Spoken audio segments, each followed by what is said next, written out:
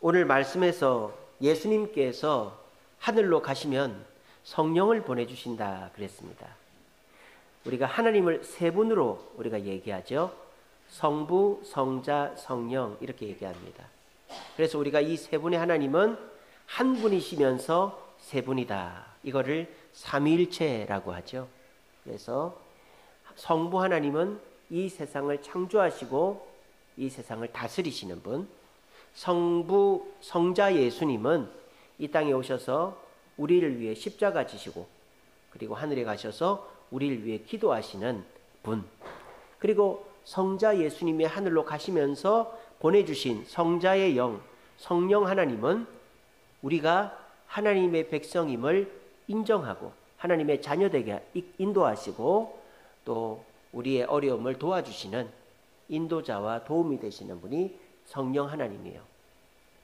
삼위 하나님이 동시에 이 세상을 다스리시고 섭리하시지만 구체적으로 얘기하면 지금 이 시대는 성령의 시대입니다. 성령께서 여러분들을 인도하시고 도움을 주시고 보호하십니다. 자, 그러면 그 성령님이 우리에게 어떤 일을 해주시는가가 오늘 본문에 나와 있죠. 성령님은 뭐라고 되어 있습니까? 모든 것을 가르치신다라고 되어 있습니다. 그래서 세상에서 배울 수 없는 것들, 학교에서 배우는 게 전부는 아니지 않습니까? 가정에서 배우는 게 있고 또 직장에서 배우는 게 있고 교회에서도 배우는 게 있죠. 근데 요즘에는 가정에서도 배우는 게 없고 학교에서는 더 배우는 게 없고 사회에서도 배우는 게 없는, 그래서 사람들이 짧은 자기 지식이 전부인 양 고집만 센 상태로 살고 있는 것 같아요. 세상에서 제일 무서운 사람이 책 한 권 읽은 사람이라고 하지 않습니까? 가정에서도 가정교육이 실종됐고 학교에서도 선생님들이 아이들을 깨워서라도 가르쳐야 되는데 그러지 않고 어디서 제대로 배울 데가 없는데, 근데 이렇게 주님께 나오면 세상에서 배울 수 없는 마음에 대한 이야기, 우리 영혼에 대한 이야기, 또 긍정적이고 희망적인 이야기들을 성령께서 교회를 통해 말씀을 통해 가르쳐 주신다라는 거예요. 두 번째 성령이 하신 일이 뭡니까? 너희에게 말한 모든 것을 생각나게 한다 그랬어요. 사람의 뇌는 한정되어 있죠. 기억했다가 잊어버리고 기억했다가 잊어버립니다. 그런데 성령께서는 우리가 잊어버린 것을 다시 끄집어내 주신다라는 거예요. 쉽게 말하면 머리가 기억력이 좋을 필요가 없다라는 거예요. 그때 성령께서 우리가 알 수 있게끔 깨우쳐 주신다는 거예요. 생각나게 해주신다는 거예요. 김영삼 대통령이 이런 말 했습니다. 김영삼 대통령은 서울대 철학과를 나왔어요. 공부를 전문적으로 한 게 없어요. 근데 김영삼 대통령한테 그게 항상 아킬레스건이었어요. 당신은 경제 전문가도 아니고 정치 전문가도 아니고 법률 전문가도 아닌데 나라를 어떻게 다스리려고 그러냐. 그럴 때 뭐라고 얘기했는지 아시죠? 보좌관들을 잘 두면 되지 않냐. 그렇게 얘기를 했어요. 보좌관들이 나한테 경제적인 얘기, 법률적인 얘기, 정치적인 얘기를 해주면 그거로 내가 정치하면 되지, 대통령 하면 되지, 그렇게 얘기했다는 거예요. 여러분들에게 최고의 보좌관, 최고의 보혜사가 성령 하나님입니다. 그 성령께서 여러분들이 어렸을 때, 학교 다닐 때, 또 엊그제 또는 옛날에 누구한테 들었던 얘기가 번뜩 생각나게 해주신다는 거예요. 그래서 아차 하고 까먹을 거를 실수하지 않게 해주는 분이 성령님이다라는 거예요. 또 성령님은 어떤 역할을 하시느냐. 27절에 보시면 평안을 너희에게 끼친다라고 되어 있습니다. 평안을 끼친다. 평안이라는 것은 좋을 때만 기쁜 게 평안이 아니죠. 좋을 때 기쁜 거는 즐거운 거죠. 평안은 안 좋을 때나 기쁠 때나, 안 좋을 때나 좋을 때나 항상 일정한 것을 평안이라고 하는 거죠. 흔들리지 않는 평안. 이 평안을 성령님이 주신다 그래요. 자, 즐거울 때는 평안이 별 효력이 없어요. 왜? 다 즐거우니까. 근데 문제가 있을 때 이 평안이 효과를 발휘하죠. 요즘 같은 시기에. 문제가 있을 때 즐거울 일이 없으면 다 우울해하고 불평불만합니다. 원망합니다. 근데 평안이 있는 사람은 어때요?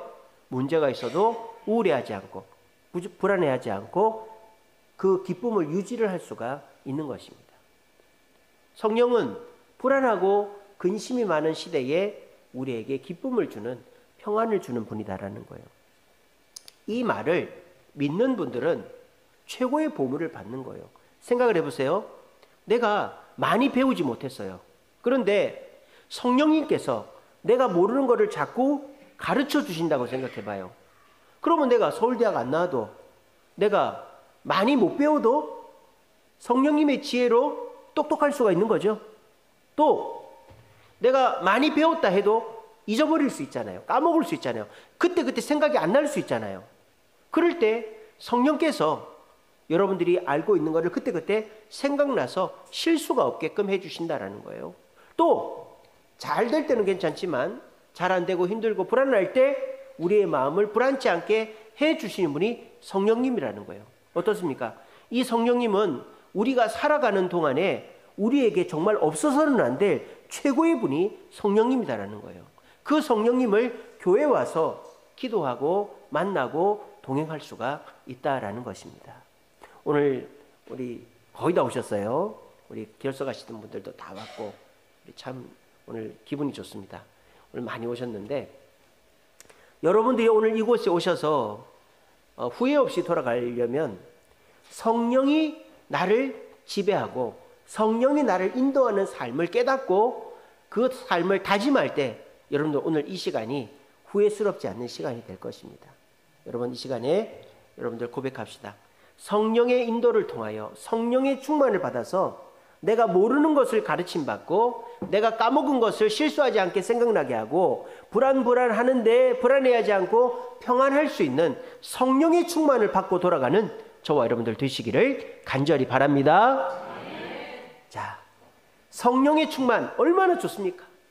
내가 모르는 것을 가르쳐 주시고 세상에서 들을 수 없는 희망적이고 감사하고 가족 사랑하고 아내 사랑하고 이렇게 좋은 얘기들 교회에서 듣고, 또 내가 예전에 들었는데 까먹었던 거 버뜩 생각이 나가지고 뭐 실수 안 하고, 또 정말 불안하고 세상에 있으면은 죽겠다 힘들다 그런데 안 좋은 얘기만 하는데 불안해하지 않고 이런 거를 성령 충만하면 받을 수가 있는데, 그러면 그 성령의 충만을 어떻게 하면 받을 수가 있는가가 오늘 설교의 핵심이죠.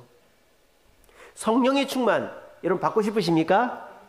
네, 저도 받고 싶습니다. 아니, 저는 지금 성령 충만해 있습니다. 저 목사가 참 교만하네. 예, 저는 성령 충만해 있습니다. 진실로. 정말 너무너무 행복하고 불안한 일이 많지만 불안하지 않아요. 자, 그래서 오늘 설교는 이제 제 얘기이기도 하는데, 그럼 어떻게 성령 충만할 수 있느냐? 그 토레이라는 목사님 있어요. R.A. 토레이라고 미국 분인데, 이분은 그 무디 목사님 아시죠? 미국의 부흥사 무디 목사님하고 동역을 했던 분이에요. 이 무디 목사님은 원래 직업이 구두 수송공이었어요. 공부를 한 사람이 아니에요. 근데 이 무디 목사님이 어떻게 해서 부흥사가 됐을까요? 바로 성령 충만해서 부흥사가 된 거예요. 성령 충만해가지고 성령께서 가르쳐 주시니까 박사들 다 모르는 것도 막 설교하고, 또 성령께서 다 기억나게 하시고 성령께서 불안치 않게 해주셔가지고 이 무디 목사님이 이 1800년대 후반에 미국에 큰 부흥을 일으켰습니다. 근데 이 무디 목사님의 동역자가 토레이 목사님이었어요. 이 토레이 목사님은 공부를 많이 한 사람이에요. 무디 목사님은 구두 수송공이었지만 이 R.A. 토레이 목사님은 예일대학교, 하버드 예일이 최고 아닙니까? 예일대학교 졸업하고 독일 라이프치히에서 박사를 유학을 하신 분이에요. 그래서 이 무디 목사님이 시카고에서 교회를 했는데, 시카고의 무디 학교, 무디 성경학교를 세울 때 초대 학장이 바로 이 무디 목사님의 친구인 토레이 목사님이었습니다. 그래서 이 토레이 목사님이 무디 목사님 너무 신기하더라는 거예요. 아니, 저렇게 일자무식이 어떻게 저렇게 설교도 잘하고, 아니 예일대학교 나오고 독일 유학도 갔다 나보다 이 토레이 목사님보다 설교도 잘하고, 어떻게 많은 사람들이 저 무식쟁이 구두수송공 얘기를 듣고 아멘하고 변화가 돼가지고 예수를 믿고 저렇게 변화가 되지? 신기하다. 그래서 이 토레이 목사님이 무디 목사님을 가만히 살펴본 거예요. 살펴봤더니 이 무디 목사님은 뭐가 충만하더라? 성령이 충만하더라. 근데 이 무디 목사가 성령이 충만하려고 뭐 기도원에 가서 금식을 한다든지 성경을 막 100독씩 한다든지 이러지를 않더라는 거예요. 이 토레이 목사님이 무디 목사님 가만히 보니까 무디 목사가 성령을 붙잡으려고 애를 쓰는 게 아니더라. 그래서 이분이 한 유명한 말이 있습니다. 성령 충만은 우리가 붙잡는 게 아니고 성령이 나를 붙잡아 줄 때 성령 충만이 이루어진다는 거예요. 아시겠죠? 성령 충만은 내가 성령을 붙잡으려고 노력해야만 되는 게 아니고, 우리 보통 그렇게 하지 않습니까? 기도원 가고 금식하고 성경만 읽으면 성령이 붙잡아지겠지 라고 생각하는데, 물론 그렇게 해서 되기도 하겠지만 더 쉬운 방법이 있다는 거예요. 성령이 나를 놓치지 않기를 원하게 나를 붙잡으시게 내가 그런 삶을 살면 성령 충만이 이루어진다는 거예요. 무디 목사님이 그랬다라는 거예요. 무디 목사님은 뭐 신령하고 뭐 대단하기 위해서 뭔가를 한 게 아니라 그냥 일상적으로 사는데 성령의 역사가 막 일어나는 거예요. 그 이유가 뭐냐? 성령이 붙잡아줬다. 그럼 성령은 누구를 붙잡아주느냐? 그건 좀 이따가 말씀드리겠습니다. 링컨 대통령 아시죠? 미국의 최고로 존경받는 링컨 대통령. 이 링컨 대통령이 남북전쟁을 일으켰는데, 남북전쟁에서 남북은도 누구를 믿을까요? 남북은도 부처님 믿을까요? 남북은이 이슬람 알라신 믿을까요? 남북은도 하나님 믿어요. 북부군은 누구를 믿을까요? 하나님 믿죠? 남북은도 하나님을 믿고 북부군도 하나님 믿어요. 그러니까 하나님 참 애매하겠죠, 그죠? 야, 누구를 이기게 해줘야 되냐, 이렇게 된 거예요. 그래서 이 북부군의 장군 하나가 링컨 대통령한테 이렇게 질문했어요. 각하, 하나님은 우리 편이겠죠? 자, 이렇게 얘기했단 말이에요. 자, 그러면 링컨이 뭐라고 그래야 됩니까? 그래, 우리 편이지. 그래, 하나님이 도와줘서 우리가 이기지. 그렇게 해야 되는데 하나님이 우리 편이라고 말을 안 하는 거예요, 링컨이. 그러니까 이 장군이 불안한 거죠. 여러분 참 애매하죠, 그죠? 남부군도 다 하나님 잘 믿습니다. 북부군도 하나님 잘 믿습니다. 하나님, 누가 하나님 편일까요? 링컨이 정말 기가 막힌 대답을 한 거예요. 뭐라고 했냐? 하나님은 남부군 편도 아니고 우리 북군 편도 아니다. 그럼 누구 편인데요? 올바른 편이다. 이렇게 했어요. 올바른 편이다. 여러분들이 교회를 나와도 하나님의 뜻에 서 있지 않으면 하나님은 여러분의 편이 안 되는 거예요. 근데 여러분들이 하나님을 기쁘시게 하고 하나님 곁에 머물려고 애를 쓰면 여러분들이 다른 거 노력 안 해도 하나님이 여러분들 붙잡아 주시는 거예요. 왜냐? 요즘에 교회를 다녀도 주일날 교회 왔다가 집에 가고 직장 가면은 예수 믿는 거 전혀 상관없는 삶을 사는 사람들이 많은데, 오늘 우리 주샘교회 나오신 분들처럼 주님 곁에 머물려고 애를 쓰고 주님이 기뻐하시는 삶을 살려고 하면 여러분들이 아까워서라도, 여러분들이 타락하지 않게 하기 위해서라도, 여러분들이 주님을 기쁘시게 하기 위해서라도 주님이 딱 붙잡아 주시는 거예요. 성령 충만은 내가 노력해서 되는 게 아니라 성령께서 나를 붙잡아 주셔야 된다라는 거예요. 그러면은 성령이 나를 붙잡아 주려면 어떻게 되냐? 그건 좀 이따 말씀드립니다. 여러분, 하나님은 교회 다닌다고 무조건 내 편이 되어주지 않아요. 아시겠어요? 여기 앉아있다고 내 편이 되어주지 않아요. 하나님의 뜻 가운데 순종하고 하나님을 기쁘시게 하는 자가 성령이 붙드시는 자가 되고, 성령 충만으로 모르는 것을 지혜를 얻고 까먹은 것을 기억나게 하고 불안해도 평안을 얻게 되는 것입니다. 오늘 이 자리에 나오신 우리 모든 성도님들은 내가 옛날에 봉사 많이 했지, 내가 옛날에 전도 많이 했지, 내가 옛날에 헌금 많이 했지, 그러니까 지금도 하나님 나를 도와주겠지, 이런 착각을 하지 마시고 지금 내 모습이 하나님께 기쁨이 되면 하나님이 나를 붙잡아 주셔서 성령 충만을 해 주실 것이고, 지금 내 모습이 물에 물 탄 듯 술에 술 탄 듯 세상 사람과 똑같다면 하나님은 나를 붙잡아 주지 않으실 것이다. 그래서 성령의 도움을 받을 수 없다라는 사실을 기억하시고, 그리고 거꾸로 얘기해도 됩니다. 내가 옛날에는 정말 나쁜 짓 많이 하고 사람 속여먹고 마누라 가정에 소홀하고 막 그랬는데 하나님이 나를 이 죄인 자식을 무슨 복을 주시겠나 이런 생각을 하는 분들도 내가 그동안 교회 충성 안 하고 교회 마당만 밟고 교회도 한동안 안 나오고 이랬는데 하나님이 나한테 복을 주시겠나 이런 생각을 하는 분들도 지금부터 하나님이 기뻐하시고 하나님이 원하시는 삶을 살면 하나님은 나를 꽉 붙잡아 주셔서 성령 충만을 주시어 내가 모르는 것을 지혜를 주시고 내가 까먹은 것을 기억나게 하시고 내 삶에 평안을 주는 줄 믿으시고 하나님을 기쁘시게 하고 하나님이 붙잡으시는 자 되어 성령 충만으로 문제와 어려움을 해결해 나아가시는 성령의 돌봄으로 이 현실적인 삶 속에서 은혜를 체험하는 저와 여러분들 되시기를 간절히 바랍니다. 자, 그러면 성령이 붙드시는 자는 어떤 자가 성령이 붙드시는 자인가? 자, 사도행전 10장에 나옵니다. 사도행전 10장에 보면 베드로가 고넬료를 전도하는 이야기예요. 그래서 사도행전 10장에는 성령에 충만한 베드로가 성령에 충만하게 될 고넬료의 집에 방문하는 거예요. 오늘 이 시간 좀 듣기 싫더라도 들으십시오. 성령에 충만한 박희재가 예, 안 그래 보여도 그냥 그렇다 생각하지. 성령에 충만한 박희재가 성령의 충만을 받게 될 우리 주세움교회 성도들을 만난 것과 똑같은 상황이 사도행전 10장에 나온다 이 말이에요. 베드로는 어떻게 해서 성령의 충만을 받았는가? 오순절 성령 강림 사건으로 베드로가 성령을 받았죠.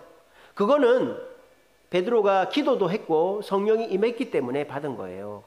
그래서 성령이 한번 딱 임해가지고 베드로가 정말 담대하고 용기 있게 됐는데 중요한 건 뭐냐? 그 성령의 충만이 유지가 되는 게 중요하단 말이에요. 다른 제자들은 성령을 받았어도 유지가 안 된 사람들도 많은데 이 베드로는 오순절 성령 강림 사건 이후로 성령이 계속 베드로를 붙잡아 준 거예요. 그래서 어떤 일이 벌어지느냐? 설교만 하면요 수천 명이 베드로에게 은혜를 받고 예수를 믿는 거예요. 한 번은 5,000명, 한 번은 3,000명, 8,000명이나 두 번의 설교로 베드로를 따라서 예수를 믿게. 베드로는 율법사도 아니고 사두개인도 아니고 바리새인도 아닙니다. 베드로는 물고기 잡는 어부예요.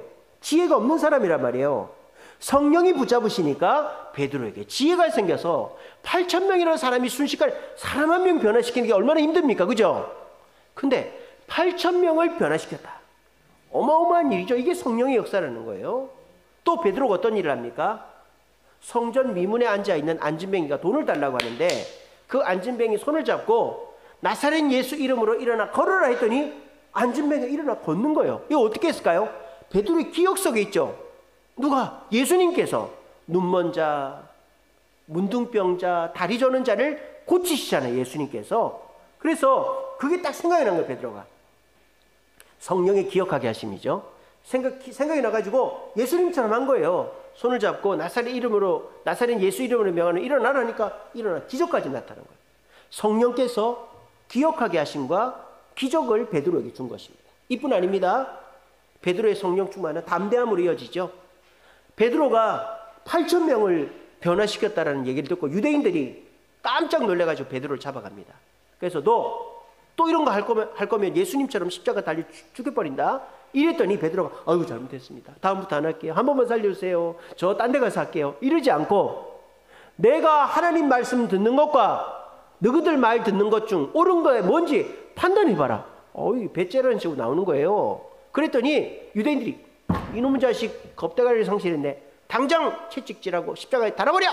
이렇게 할 줄 알았는데 성령께서 역사하셔서 겁을 먹은 거예요. 유대인들이 너 다다다다 다음부터 이러지 마.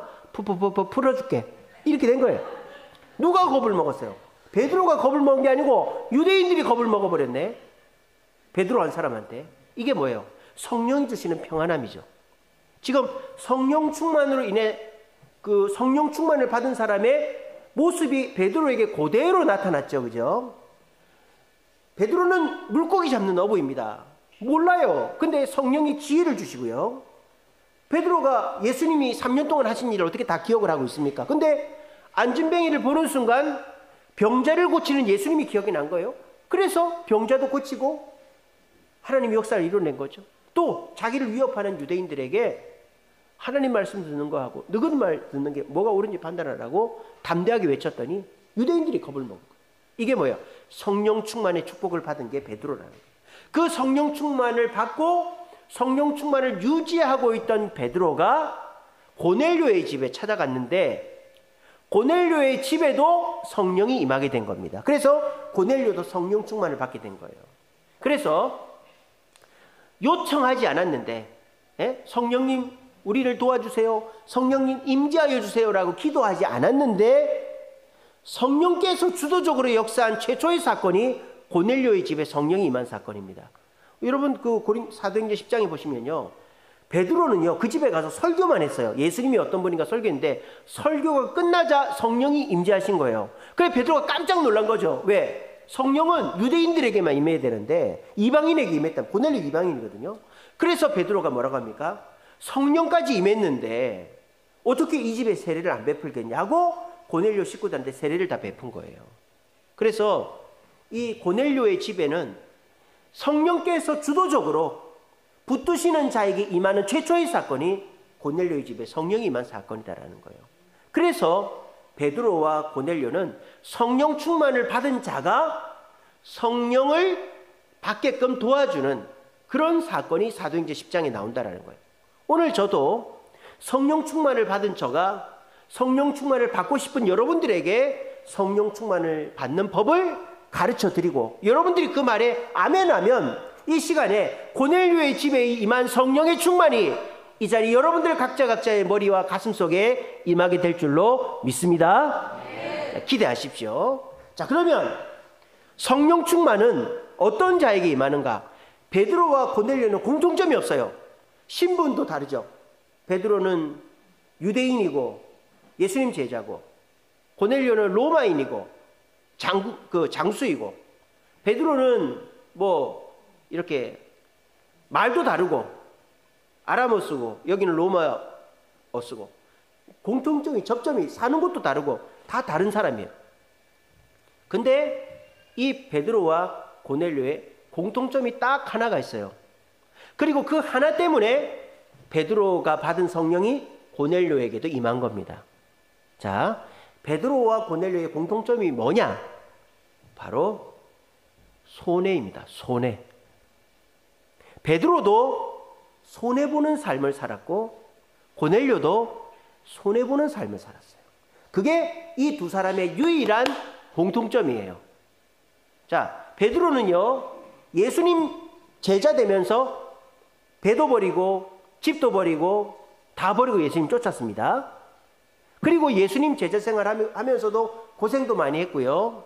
그리고 베드로는 예수님 전하면서 핍박당하고 숨어 다니고 어려움을 많이 겪었습니다. 그런 사람이 베드로예요. 고넬료는 어떠냐? 그 사도행전 10장에 보면 고넬료는 로마인이지만 유대인들을 따뜻하게 대하고 또 그 유대교를 받아들여 가지고 기도하던 사람이었어요. 기도. 예수는 몰랐지만 유대교를 받아들여서 하나님께 기도하던 사람이었어요. 그래서 고넬료나 베드로나 둘 다 자기가 희생해서 남을 돕는 그런 삶을 살았던 사람이에요. 오늘 이 자리에 계신 분들도 법 없이 사실 분들이고 나를 희생해서라도 누군가를 돕는 분들인 줄로 저는 믿습니다. 다 그런 분들이에요. 그런데 왜 나한테는 성령 충만이 임하지 않을까? 자, 결정적인 순간이 하나씩 필요한 거예요. 성령께서 천사가 먼저 찾아온 거는 고넬료입니다. 고넬료가 아까 말씀드렸죠. 로마인이지만 유대인들에게 호의를 베풀고 유대교를 받아들여서 하나님께 기도하는 습관이 고넬료에게 있었다고요. 그래서 고넬료가 기도를 하는데 천사가 나타나서 저기 무두장이 시몬의 집에 가면 유대인 한 명이 있는데 그 유대인을 너희 집에 청하면 좋은 일이 있을 거다. 이렇게 천사가 가르쳐 준 거예요. 근데 유대인? 유대인하고 별로 친하게 지내면 안 되는데 그것도 멀리 있는 유대인 내가 꼭 불러다가 우리 집에 손님으로 대접을 해야 되나? 근데 그런 천사의 말에 토달지 않고 고집부리지 않고 순종했단 말이에요. 그리고 베드로도 마찬가지죠. 그 비슷한 시간에 베드로도 기도하고 있었어요. 근데 환상을 보는데 유대인들이 먹지 못할 뭐 뱀이라든지 뭐 독수리라든지 뭐 이런 그 비늘이 없는 물고기 같은 이런 안 좋은 짐승들이 보자기 위에 싸서 내려오는데 천사가 그걸 먹으라는 거예요. 근데 베드로가 못 먹겠다고 하죠. 그러니까 다시 올라가요. 또 기도하는데 또 내려오면서 먹으라는 거예요. 못 먹겠다 그랬어요. 또 올라갔어요. 근데 또 기도하는데 또 그 못 먹는 음식이 내려오는 거예요. 그때 베드로가 깨달은 거죠. 이게 하나님 뜻이구나. 그래, 하나님 뜻에 순종해야지 하는데 기도가 끝나자 누가 문을 두드리는 거예요. 문을 열어보니까 고넬료가 보낸 사람이 이제 고넬료에게 데려가려고, 베드로를 데려가려고 온 거예요. 아하, 이게 이방인이 나를 초대하는 것에 순종하라는 뜻이구나. 이렇게 된 거예요. 베드로나 고넬료나 둘 다 손해보는 사람이었어요. 근데 결정적으로 성령의 충만을 받게 된 것은 손해를 보면서 순종을 하는 모습이 있을 때 성령의 충만이 왔다는 거예요. 고넬료도 이방인인 베드로도 이방인인 고넬료에게 가는 거가 껄끄럽단 말입니다. 근데 그 말에 내가 손해를 보더라도 순종하겠다고 했더니 성령이 임하셨고, 그 성령의 임하심으로 베드로도 고넬료도 지혜와 기억함과 평안을 얻게 되었다라는 것입니다. 오늘 이 시간에 나오신 분들 손해보는 게 습관이 돼 있는 분들이에요. 제가 볼 때는 여러분들이 뭐 남들한테 뭔가를 뭐 사기를 치거나 뭘 뺏으려고 하거나 또 내가 손해 안 보려고 뭐 이렇게 막 수쓰고 이러는 분들이 아니죠. 그냥 내가 일하고 말고, 남이 안 오면 안 온다고 야단치는 게 아니라 내가 그냥 청소하고 말고, 내가 그냥 뭐 돈 내서 뭐 사고 말고 하지 괜히 서로 싸우고 할 필요 없다, 이런 분들이에요. 여기 그런 분. 근데 왜 나한테는 성령의 충만이 없을까? 그 손해보는 삶 속에 결정적인 순간에 주님의 뜻에 순종하는가 하는 것입니다. 내가 이해되지 않고 이렇게 하면 내가 또 손해볼 것 같은데, 이건 안 될 것 같은데, 그러는 순간에라도 주님의 뜻에 순종을 한번 해보세요. 자, 저는 지금 여러분들한테 도전합니다. 오늘부터요, 이거는 내가 이렇게 하면 손해보는데, 이거는 내 생각과 다른데, 내 경험과 다른데 하는 거를 하나씩 하나씩 주님 뜻대로 해보세요. 그렇게 하나씩 하나씩 하면 할수록 내 머리에 지혜가 더해지고 내가 까먹었던 거가 떠오르고 내 마음이 평안하게 될 줄로 믿으시길 바랍니다. 여러분, 사람은 뭔가를 얻을 때 더 행복할까요? 뭔가를 잃어버릴 때 더 불행할까요? 얻을 때 더 행복할까요? 잃어버릴 때 더 불행할까요? 얻을 때 더 행복할까요? 자, 헷갈리죠? 근데요, 사람은 얻을 때의 행복보다 잃어버릴 때의 고통이 2배나 크답니다. 그러니까 사람은 얻는 것보다 잃어버리는 게 더 충격을 받는 거예요. 어떻게 알 수 있느냐? 애들 보면, 우리 나중에 해보세요. 로이한테 사탕을 하나를 줬어요. 예? 그리고 하나 더 줄까? 그러는데 주세요 이런단 말이에요. 요즘 로이 말 잘합니다. 주세요 이러는데 안 돼. 그러면은 흥 이렇게 하고는 가요. 근데 여러분들이 로이한테 사탕 하나 줬어요. 근데 그 사탕을 뺏어. 그럼 어떻게 될까요? 웁니다. 애들 보면 알아요. 이게 인간의 본능이에요. 내가 뭔가를 더 얻는 행복보다 내 것을 잃어버리는 고통이 더 커요. 2배나 커요. 이거를 손실회피 이론이라고 그래요. 손실회피 이론. 사람은 잃어버리는 것에 더 화내고 더 충격받게 되어 있습니다. 그래서 사람은 절대 내게 들어온 거를 손해보지 않으려고 합니다. 그러니까 내가 손해를 봐가면서까지 뭘 도와줘야 되겠다는 생각은 안 해요. 사람의 본능입니다, 그게. 그런데 우리가 세상 이치를 보면요, 손해볼 생각 안 하면 큰 거를 얻을 수가 없지 않습니까? 투자도 해야 되고 먼저 도와줘야 되고 먼저 믿어줘야 나한테 이익이 있지, 내가 다 받고 뭘 하겠다? 그거는 내가 이익을 얻지 못할 확률이 높은 거죠. 세상 이치도 손해를 봐야 큰 이득을 얻을 수 있어요. 우리 지난 주일날 마라톤 했습니다. 서울 국제 마라톤. 지난 주일날 비 왔잖아요. 그죠? 그 비 오는데도 그 사람들 민소매 티 입고 막 뛰어요. 그게 얼마나, 민소매 티 그게 얼마나 비싼지 몰라요. 그 민소매 티가요, 막 15만 원, 20만 원 합니다. 바지까지, 신발까지 하면요, 장비값만 100만 원 돈이에요. 이렇게 마라톤 하는 사람들이 장비값만. 그리고 마라톤 아무 때서나 하면 됩니까? 마라톤 하는데 가야 돼요. 한강공원이라도 가야 된단 말이에요. 그럼 거기까지 가는 데만 해도 시간이 걸리고. 또 마라톤 혼자 뜁니까? 요즘에 크루라고 그러죠. 크루. 같이 뛰는 사람들하고 시간 맞춰서 뛰고 그렇게 해야 돼요. 그러니까 이 마라톤이 그냥 우리가 뭐 냅다 뛰면 되겠다 싶지만 그런 게 아니에요. 장비도 있어야 되고 시간도 맞춰야 되고 사람도 있어야 할 수 있는 운동이 마라톤이에요. 근데 마라톤 한 번 하면요, 그거 절대 끊지를 못합니다. 어떤 분은요, 마라톤 때문에 직업을 바꾼 분이 있어요. 원래 무슨 인쇄소인가 하셨는데 이분이 마라톤을 하려고 이 액세서리 파는 일로 바꿨어요. 왠 줄 압니까? 전국에 마라톤 대회가 있어요. 근데 이분이 전국의 마라톤 대회를 나가야 되겠는 거예요. 근데 돈이 없는 거예요. 참가비도 없고 장비값도 없고. 그러니까 승합차 한 대를 다 이제 처분하고 승합차를 사가지고 거기서 먹고 자는 거예요. 그리고 그 지역 마라톤 대회에 나가서 좌판을 깔아놓고 액세서리를 파는 거예요. 그 수입을 가지고 참가비를 내고 대회를 하고 그렇게 사는 분이 계시더라고요. 마라톤에 중독된 분이죠. 근데요, 마라톤에 중독된 분들이 왜 그걸 하느냐? 건강을 위해서 하는 게 아니에요. 오히려 그렇게 운동하면 몸을 버립니다. 왜 하느냐? 엔돌핀이 나온대요. 마약과 같은 엔돌핀이 나온대요. 마라톤을 하면요, 마라톤 30분, 10km 정도 뛰고 나면 러너스 하이라는 현상이 나타나는데, 러너스 하이. 뇌에서 그냥 평소 뭐 영화 보고 박수 치고 맛있는 거 먹고 즐거운 일이 있을 때에 10배, 20배, 30배나 많은 엔돌핀이 그 마라톤 30분 후에 나온대요. 그러니까 그 짜릿함을 맛보려고 마라톤을 끊지를 못한다. 그러니까 그 사람이 물론 그게 그렇게 중독되는 건 나쁘지만 그렇게 마라톤을 끝까지 하는 이유는 즐거움이 있기 때문에, 그런 기쁨이에요. 신앙생활도 마찬가지입니다. 교회에서 잘못 가르치는 것 중에 하나가 그냥 교회만 오면 복 받는다. 예수만 믿으면 행복하다. 예, 그거는 반은 맞고 반은 틀린 겁니다. 천국 가는 기쁨은 있죠. 예수만 믿으면 천국 갑니다. 하지만 우리는 천국 가려면 뭐 짧게는 뭐 10년, 길게는 50년 이상 남았어요.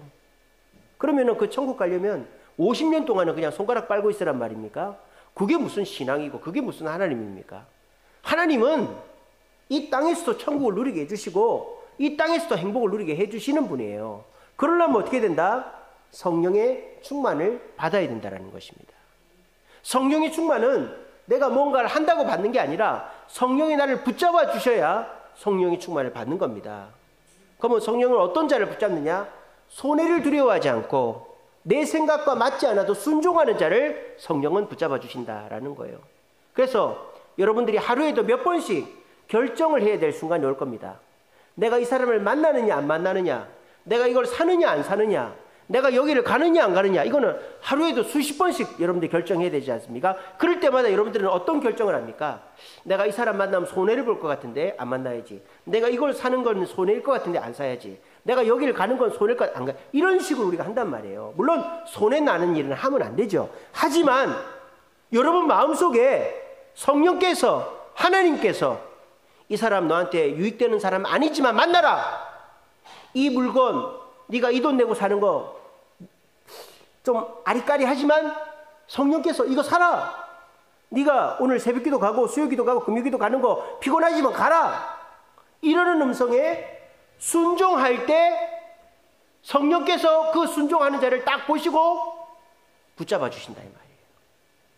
여러분 요즘에 새로 생긴 아파트 지하에 가면요, 주차 공간 위에 그 빨간색 초록색 불이 있는 거 아시죠? 주차 공간에 차가 없으면 초록색 불이 있죠. 근데 차가 되면 그게 빨간색으로 바뀌죠. 그래서 저 이마트 가면은 새벽 같은 데 가면 다 파란색이에요. 근데 낮 되면은 다 빨간색, 찾을 데가 없어요. 그죠? 오늘 이 시간에 제가 여러분들을 볼 때 머리 위에 빨간색 불이 딱딱딱딱딱 있는 것 같아요. 네, 빨간색 불이 딱딱딱딱딱. 어떤 분이라고 말은 안 하겠지만. 근데 오늘 이 시간부터 여러분들은 그 성품 자체가 모진 사람들이 아니에요. 제가 볼 때 여러분들 참 착한 분들이고 손해보는 분들이에요. 근데 손해를 보면서도 원망하고 불평하고 또 뭐 네가 잘했니 내가 잘했니 이러면은 성령의 충만이 없는 거예요. 근데 여러분들이 평소에 그런 삶을 살면서도 성령께서 순간순간 이렇게 해야 된다, 그런 말에 내가 납득이 되지 않고 동의가 되지 않아도 그 음성에 순종할 때 여러분의 머리 위에 빨간색이 초록색으로 딱 바뀌어버리고 성령께서 그 자리에 임재해 주시는 거예요. 여러분 마음속에 지금 여러분의 욕심, 여러분의 이익, 여러분의 생각이라는 차가 여러분 마음에 딱 주차가 돼 있으니까 성령님이 주차를 못하는 거예요. 빨간색으로 돼 있으니까. 근데 이 시간 성령 충만을 받은 저가 성령께서 제 마음속에 주차를 했습니다. 그래서 여러분들에게 말씀하시는 거예요. 성령 충만은 내가 몰랐던 지혜를 얻고 내가 까먹었던 것을 깨닫게 해주시고 불안불안해도 평안을 주신다라는 그 성령 충만을 베드로가 고넬료에게 줬듯이 제가 여러분들에게 드리고 싶은 겁니다. 그렇게 하면 여러분들이 50년, 60년 이 땅 사는 동안에도 예수 믿는 재미를 느끼며 사는 거예요. 전 너무 재밌습니다. 너무 감사하고 하나님 너무 사랑합니다. 하나님 최고예요. 저는 요즘 날마다 그렇게 고백하면서 삽니다. 여러분들도 그렇게 하나님 최고, 하나님 사랑합니다 고백하면서 사시기를 바랍니다. 그러려면 성령의 충만을 받아야 돼요. 어떻게? 내 마음속에 차를 빼야 돼요. 그래야 파란색으로 바뀌어야 성령이 내 마음속에 들어오시죠. 어떻게? 손해보는 일이라도 주님이 명령하시면 순종하는 거예요. 그러면 내 마음속에서 내 마음의 욕심이나 내 마음의 고집이나 이런 게 빠져나가면 성령의 차가 내 마음속에 싹 들어오는 겁니다. 그렇게 하면 여러분들은 다 성령 충만을 받아서 이 세상 살면서도 내가 몰랐던 것을 배우고 내가 까먹은 게 기억나고 내가 불안해야 되는데 불안하지 않는 그런 이 세상의 최고의 행복을 누릴 수가 있어요. 우리 주세님께 오늘 예배 나오신 분들 세상 사람들처럼 불안해하고 근심 걱정하지 마시고 성령이 붙드시는, 하나님을 기쁘시게 하고 성령이 붙드시는 자 되어가지고 우리 모두 성령의 충만으로 이 세상 사는 동안에도 기쁨으로 살아가시는 저와 여러분들 되시기를 간절히 바랍니다.